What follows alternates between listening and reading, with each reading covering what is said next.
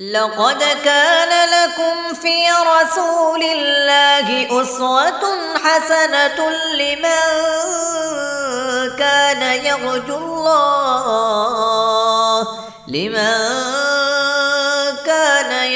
الله واليوم الآخر وذكر الله كثيرا. نحمد نصلی علی رسول الکریم اما بعد فاعوذ باللہ من الشیطان الرجیم بسم اللہ الرحمن الرحیم. باب ہے.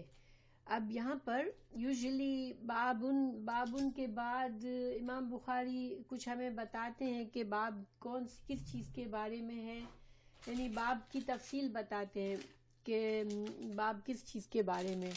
یہاں پر امام بخاری نے صرف بابن کہہ کر چھوڑ دیا ہے، تو ایسا کیوں ہے؟ دیکھیں صحیح بخاری میں کچھ مقامات پہ اس طرح کیا ہے امام بخاری نے. علماء نے اس کے بارے میں کچھ رائے بھی دی ہے کہ ایسا کیوں امام بخاری جب بابن کہہ کر چھوڑ دیتے ہیں تو اس کا کیا مطلب ہے. تو اس کی کچھ وجوہات بتائی جاتی ہیں. نمبر 1 کہ پیچھے جو باب آیا ہوتا ہے، اس باب سے پیچھے جو باب تھا تو اس سے تھوڑا تعلق ہوتا ہے اس حدیث کا، تو اس وجہ سے یعنی کہ یہ حدیث پرفیکٹلی اس باب میں فٹ نہیں ہو رہی تھی. اس باب کا جو ہم نے پڑھا تھا کہ انصار کی محبت جو ہے وہ ایمان کی علامت ہے، اب اس باب میں تو یہ پوری طرح پرفیکٹلی فٹ نہیں ہو رہی ہے یہ حدیث. لیکن چونکہ اس حدیث میں پیچھے ہمیں جانا کہ انصار کو انصار کیوں کہا گیا، یعنی انصار جو تھے وہ ان کو یہ ان کا لقب دیا گیا تھا، رسول اللہ صلی اللہ علیہ وسلم نے ان کو انصار کا لقب دیا تھا. تو اس حدیث میں ہمیں وہ بیت، اس بیت کا ذکر ہے جس بیت کے بعد آپ صلی اللہ علیہ وسلم نے ان کو انصار کا لقب دیا تھا. اس وجہ سے یہ جو حدیث ہے امام بخاری نے اس کو اس باب کے ساتھ صرف بابن کہہ کر چھوڑ دیا ہے، گویا کہ پیچھے سے اس کا تعلق ہے. دوسری وجہ یہ بتائی گئی کہ بعض احادیث میں اتنے زیادہ مسائل ہوتے ہیں کہ امام بخاری کسی ایک مسئلے سے اس کے باب میں ڈالنے کے بجائے ایک جنرل بابن کہہ کر ایک کھلا چھوڑ دیا کہ اس میں کئی مسائل ہیں، لیکن پھر اسی حدیث کو دوسری جگہوں پر وہ پرٹیکولر باب لے کر لاتے ہیں، لیکن یہ پہلی جگہ پر پہلی بار صرف بابن کہہ کر اس کو لے آئے ہیں تاکہ ہمیں اندازہ ہو کہ اس حدیث میں بہت سارے مسائل ثابت ہوتے ہیں. یہ اس کی ایک اور وجہ ہے. تیسری وجہ اس کی علماء نے یہ کہا کہ بعض حدیث ایسی ہوتی ہیں کہ جس پر بہت غور طلب ہوتی ہیں اور اس پر علماء جو ہے وہ وقت کے ساتھ ساتھ آئندہ علماء بھی اس میں مسائل کی گنجائش ہوتی ہے کہ مزید اس حدیث پر غور کر کے مزید مسائل اخذ کیے جا سکتے ہیں. تو امام بخاری یہ اشارہ دے رہے ہوتے ہیں کہ اس حدیث میں بہت سے مسائل ہیں جو کہ آپ لوگ بھی اس پر غور کر کے اس کا نکال سکتے ہیں. تو یہ وجوہات ہے صرف بابن کہنے کے. ٹھیک ہے، اچھا اب ہم حدیث کو پڑھتے ہیں. حدثنا ابو الیمان نے ہم کو بیان کیا. ابو الیمان جو ہے وہ امام بخاری کے استاد ہیں. قال انہوں نے کہا حدثنا شعیب، ہم کو شعیب نے کہا، شعیب نے ہم کو بیان کیا. عن الزہری، انہوں نے زہری نے کیا کہا؟ اخبرنا ابو ادریس نے ہم کو بیان کیا. اب ابو ادریس جو ہیں یہ تابعی ہیں، چھوٹے بیبی تھے جب آپ صلی اللہ علیہ وسلم یہ پیدا ہوئے. یہ تب آپ صلی اللہ علیہ وسلم لیٹ وقت میں، جیسے جنگ حنین کے بعد آئی تھنک پیدا ہوئے تھے، تو بہت ہی چھوٹے تھے، ناسمجھ بچے تھے بالکل ہی، تو اس وجہ سے یہ تابعی کہلاتے ہیں. حالانکہ یہ پیدا ہو چکے تھے، آپ صلی اللہ علیہ وسلم کی حیاتی میں پیدا ہو چکے تھے. اور ابو ادریس کا جو دوسرا نام ہے، ابو ادریس ان کی کنیت ہے. تو عائد اللہ ان کا سے یہ پہچانے جاتے تھے. تو یہاں پر امام بخاری نے دونوں نام لکھے ہیں، عائد اللہ ابن عبداللہ اور ابو ادریس، مگر دوسرے مقامات پر ابو ادریس بھی صرف کہا ہے. ٹھیک ہے، تو یہ ابو ادریس جو ہے انہی کا عطف بیان، یعنی انہی کے نام کی ایکسپلینیشن ہے عید اللہ۔ پھر انہوں نے ان عبادت ابن الصامت رضی اللہ عنہ، تو یہ ابو ادریس جو ہے انہوں نے حضرت عبید اللہ بن الصامت سے، یہ صحابی ہیں عبادت ابن صامت، ان کو ہم کہتے ہیں عبادہ بن صامت، اردو میں ہم کہتے ہیں ان کو، رضی اللہ عنہ، انہوں نے ان صحابی سے بیان کیا ہے۔ اچھا، یہ جو صحابی ہیں یہ بہت عظیم صحابی ہیں، ان کی بہت سی صفات ہیں۔ انصار میں سے تھے، مدینہ کے جو دو قبائل تھے، اوس اور خزرج جو دو قبائل تھے، ان میں سے خزرج کے قبیلے کے تھے۔ یہ ان لوگوں میں سے تھے جو، آپ لوگوں کو پتہ ہے کہ مکہ میں آپ صلی اللہ علیہ وسلم کے ساتھ بہت سخت سلوک ہو رہا تھا، اور جب 13 سال آپ صلی اللہ علیہ وسلم مکہ میں رہے تھے تو آخر کے کچھ سال حد سے زیادہ مشکل تھے آپ کے لیے، اور آپ صلی اللہ علیہ وسلم کے قتل کے منصوبے بنائے جا رہے تھے۔ اس زمانے میں آپ صلی اللہ علیہ وسلم یہ کوشش کر رہے تھے کہ مکہ سے باہر کی کوئی قوم جو ہے وہ مجھے اپنے ساتھ لے جائے، اور میں وہاں پر لوگوں کو تبلیغ دوں اور اسلام کی دعوت دوں، اور اسلام کی ایک چھوٹی سی ریاست بن جائے۔ اس سلسلے میں آپ صلی اللہ علیہ وسلم حج کے موقع پر مختلف قبائل کے لوگوں سے ملتے تھے، کیونکہ حج کے وقت مکہ آتے تھے، اور یہ جہالت میں بھی حج کا سلسلہ چلتا تھا، تو حالانکہ وہ جہالت والا حج ہوتا تھا، لیکن آپ صلی اللہ علیہ وسلم اس زمانے میں، حج کے زمانے میں منا میں جب سب لوگ ہوتے تھے تو آپ صلی اللہ علیہ وسلم ان کے پاس جاتے تھے اور ان کو اسلام کی دعوت بھی دیتے تھے، اور یہ چاہ رہے تھے کہ کوئی ان کو ایسا مل جائے جو کہ خود اسلام بھی قبول کرے اور اپنے مجھے دعوت دے کہ میں ان کے شہر میں جا کر، ان کے گاؤں میں جا کر، ان کے قبیلے میں جا کر اپنا دعوت کو کھلے عام کر سکوں، کیونکہ قریش جو تھی وہ اب اس قدر وہ ہو گئے تھے کہ اسلام کی دعوت مکہ میں دینا اب ناممکن ہو رہا تھا۔ تو ایسے میں 11 سن نبوت میں 6 آدمی جو تھے وہ مدینہ سے آئے تھے حج کے لیے، اور وہ مسلمان ہو گئے تھے۔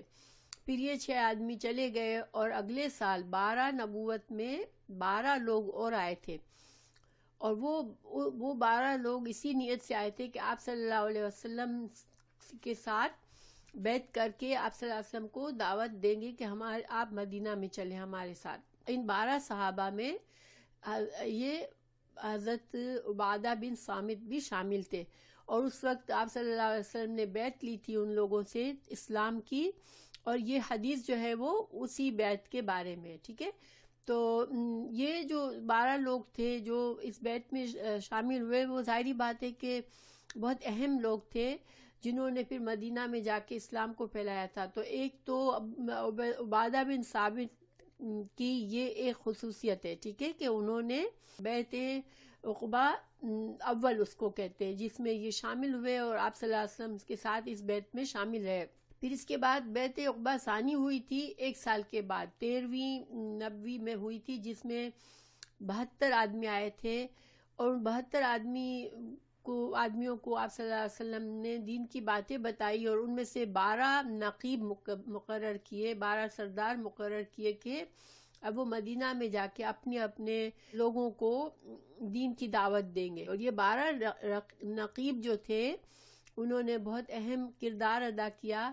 تو جب 13ویں ہجری میں 1 سال کے بعد 13ویں نبوی میں مدینہ کا شہر کے بہت سے جو انصار تھے وہ مسلمان ہو چکے تھے، مدینہ کے کافی جو عرب مشرک جو تھے وہ کافی تعداد میں مسلمان ہو چکے تھے۔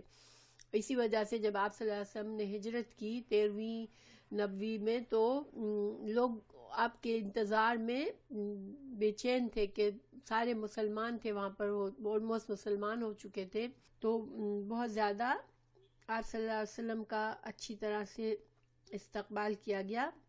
اسی وجہ سے یہ 12 نقیب میں سے ایک نقیب بھی حضرت عبادہ بن صامت تھے، تو یہ بھی ایک بہت بڑا رتبہ تھا۔ حضرت عبادہ بن صامت رضی اللہ عنہ جو تھے جنگ بدر میں بھی شامل ہوئے تھے، اور آپ کو تھوڑا سا بھی سیرت کا علم ہے کسی کو تو جنگ بدر میں جو صحابہ شامل ہوئے تھے ان کا بہت بڑا رتبہ تھا، اور کیونکہ اللہ سبحانہ تعالیٰ نے ان کی خاص طور سے ان کا ذکر کیا اور اللہ تعالیٰ نے ان کو ان کے لیے بشارت دی تھی، اور بدری صحابی جو بھی ہوتا تھا اس کے بارے میں اس کی بہت عزت کی جاتی تھی، ٹھیک ہے۔ اور پھر عبادہ بن صامت جو تھے وہ حضرت اس کے بعد ساری غزوات میں شامل ہوئے، اور حضرت عمر کے زمانے میں جب حضرت عمر خلیفہ تھے تو انہوں نے ان کو شام میں بھیجا تھا، شام میں قاضی اور معلم بنا کر بھیجا تھا۔ پھر وہ فلسطین میں رہے اور بیت المقدس میں 72 سال کی عمر میں ہجری سن 34 میں انتقال ہوا، ٹھیک ہے۔ تو یہ تھے حضرت عبیدہ بن صامت۔ تو یہاں پر جو راوی ہیں وہ ان کی تھوڑی تعریف کر کے حدیث بیان کر رہے ہیں۔ تو یہاں پر وکانا اور تھے، یعنی حضرت عبادہ بن صامت کون تھے وہ بتا رہے ہیں۔ وہ کانا وہ تھے، شاہدہ بدرن یہ تو بدری صحابی تھے۔ اور یہ عربی زبان کا جو اسلوب ہے اس لحاظ سے اس کو ہم اس طرح سے سمجھیں گے کہ ہم کسی کے بارے میں بات بتا رہے ہوں کہ میرا فلاں ٹیچر، پھر ساتھ ساتھ بتائیں کہ یہ تو اتنا بڑا ٹیچر ہے کہ اس نے یہ کیا ہے۔ تو یہی انداز ہے، بڑی فخر سے یہ جو راوی ہیں حدیث کے وہ بتا رہے ہیں کہ عبیدہ بن صامت جو تھے رضی اللہ عنہ، وہ کانا شاہدہ بدرن وہ تو بدری صحابی تھے، یعنی بہت فخر سے بتا رہے ہیں۔ وَهُوَ أَحَدُ النُّقَبَاءِ لَيْلَةَ الْعَقَبَةِ، اور پھر یہ بھی بڑے فخر سے بتا رہے ہیں کہ وہ تو 12 نقیب میں سے ایک نقیب تھے جب آپ صلی اللہ علیہ وسلم نے بیعت عقبہ ثانی لی تھی۔ تو حدیث کا سٹارٹ کرنے سے پہلے ان کی تعریف کی، اور یہ راوی جو ہیں جو ابو الیمان بھی انہوں نے بھی کی ہو یا امام بخاری نے خود بھی لکھی ہو، ٹھیک ہے۔ یہ ہو سکتا ہے کہ امام بخاری جب اس مقام پر پہنچے اپنی سند میں تو انہوں نے ان صحابہ کا انٹروڈکشن بھی کیا ہمارے ساتھ۔ تو آئی ہوپ آپ کو سمجھ میں آ رہی ہے بات، ٹھیک ہے نا۔ تو اب ہم حدیث پر چلتے ہیں۔ انا بے شک رسول اللہ صلی اللہ علیہ وسلم قال انہوں نے فرمایا، وحولہ اور اس وقت جب یہ بات فرمائی اس وقت کیا تھا، وہ آپ صلی اللہ علیہ وسلم کے ارد گرد، حول کہتے ہیں ماحول جیسے ہم کہتے ہیں نا ارد گرد کسی چیز کے، تو حولہ ان کے ارد گرد اصابتن ایک جماعت تھی۔ اصابہ جو ہے وہ عربی میں 10 سے 40 تک لوگ اگر ہو تو اس کو اصابہ کہتے ہیں۔ تو اس میں ایک جماعت تھی صحابہ کی، من اصحابہ آپ صلی اللہ علیہ وسلم کے صحابہ کرام میں سے ایک جماعت موجود تھی آپ کے پاس۔ تو آپ صلی اللہ علیہ وسلم نے کیا فرمایا، بایعونی تم مجھ سے بیعت کرو، اعلی اس بات پر، ان یہ کہ لا تشرکو تم شرک نہیں کرو گے، باللہ اللہ کے ساتھ، شیئن کسی چیز کے ساتھ، یعنی اللہ کے ساتھ کوئی چیز کو تم برابر نہیں ٹھہراؤ گے، ولا تسرقو اور نہ تم چوری کرو گے، ولا تزنو اور نہ تم زنا کرو گے، ولا تقتلوا اولادکم اور نہ تم اپنی اولاد کو قتل کرو گے، ولا تأتوا ببہتان اور نہ ہی تم آؤ گے تہمت گھڑ کر، تفترونہ تم گھڑ لیتے ہو، بین ایدیکم وارجلکم تمہارے ہاتھوں اور پیروں کے درمیان۔ اور یہ ہاتھوں اور پیروں کے درمیان سے مطلب علماء نے کہا ہے کہ تمہارے دل میں، کیونکہ ہاتھ اور پیر کے بیچ میں انسان کا سینہ ہوتا ہے اور سینے میں دل ہوتا ہے، تو تم اپنے دل سے گھڑ لیتے ہو یہ بہتان کسی کے بارے میں، تو ایسا نہیں کرو گے، کسی پر جھوٹا الزام نہیں لگاؤ گے، ولا تعصوا اور نہ تم نافرمانی کرو گے، فی معروف بات میں، اور معروف یہاں شریعت کی جو بھی بات اللہ کے رسول صلی اللہ علیہ وسلم تم کو بتائے، تو اور معروف میں اور بھی شریعت، دیکھیں ہماری شریعت کے جو بھی مصادر ہیں نا، جیسے قرآن، حدیث، پھر ہمیں کچھ مسائل ہمیں صحابہ کرام کے اقوال سے پتہ چلتے ہیں، کچھ جو ہے وہ قیاس سے، یعنی کہ تو جو بھی چیز معروف اور معروف اسلامی معاشرے میں جس چیز کو پسند کیا جاتا ہے اس کو معروف کہتے ہیں. تو یعنی کوئی بھی نیکی کے کام میں تم نافرمانی نہ کرو گے. فمن تو جو کوئی وفا جس نے پورا کیا منکم تم میں سے، فاجرہ تو پھر اس کا اجر علی اللہ اللہ پر ہے. ومن اصابہ اور کوئی پہنچا، کوئی گر پڑا. دیکھیں اصابہ، صابہ یصوب تو صوب جو ہے وہ بارش کو بھی کہتے ہیں، مصیبت کو بھی صوب کہتے ہیں. تو کیوں صاد واو با صوب؟ اس روٹ ورڈ کا مطلب ہوتا ہے کہ جا کے گر نہ کہیں، جیسے بارش جس طرح گرتی ہے، ٹھیک ہے.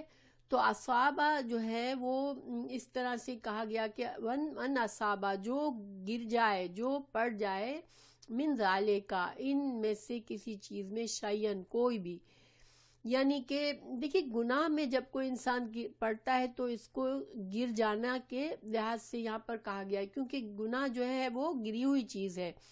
تمہیں نیک کاموں کا حکم دیا لیکن تم ان میں سے کچھ گناہ کر بیٹھے، ان کے نافرمانی کر بیٹھے، تو کیا ہوا؟ تم گر گئے. اگر تم گر گئے کسی نافرمانی میں، یعنی جو بھی یہاں پر تم کو چیزیں تم سے وعدہ لی جا رہی ہیں ان میں سے کسی کام میں تم نافرمانی کر دیتے ہو، تو ومن اصابہ تو اگر تم گر گئے من ذالکا ان میں سے کسی چیز میں، یعنی کہ نیکی کا بلند درجے سے تم کسی گناہ میں گر پڑے نافرمانی کر کے، فعوقبہ پھر اس کو عقبہ سزا دی گئی. عقبہ وہ سزا کہلاتی ہے جو کچھ گناہ کرنے کے بعد اس گناہ کی پنشمنٹ کے طور پر آتی ہے. تو گویا کہ اور اسلامی شریعت میں اسلامی حکومت اور قاضی جو ہوتے ہیں وہ حد جو اللہ تعالیٰ نے حد مقرر کی ہے، جو گناہوں کی سزا مقرر کی ہے، وہ کون جاری کرتا ہے؟ قاضی. اسلامی حکومت انفرادی لوگ نہیں کہ کسی نے کچھ غلط کیا اور انفرادی سارے لوگوں نے تم کو مل کے مارا پیٹا، وہ نہیں.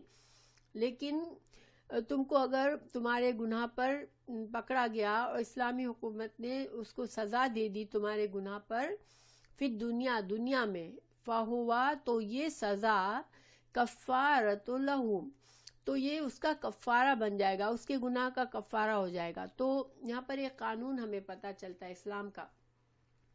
اسلام میں اگر کوئی انسان جو ہے وہ گناہ کرتا ہے، ایسا گناہ جس کی سزا قرآن اور سنت اور حدیث اور سیرت میں ہماری شریعت میں بتائی گئی ہے، تو قاضی فیصلہ کر کے اس کی حد کو جاری کرتا ہے، اس کو سزا دیتا ہے.